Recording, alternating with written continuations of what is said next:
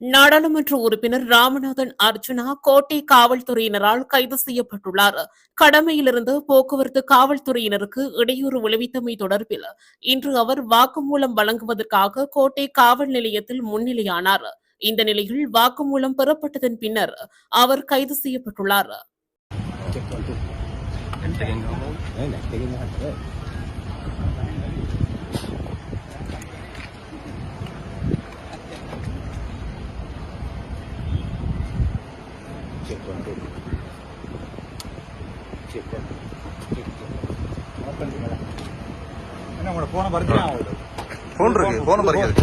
அதே போன் தான்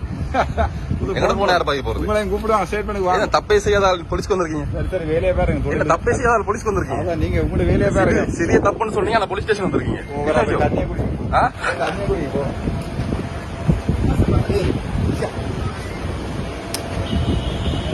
நீங்க எப்படி இருக்கீங்க?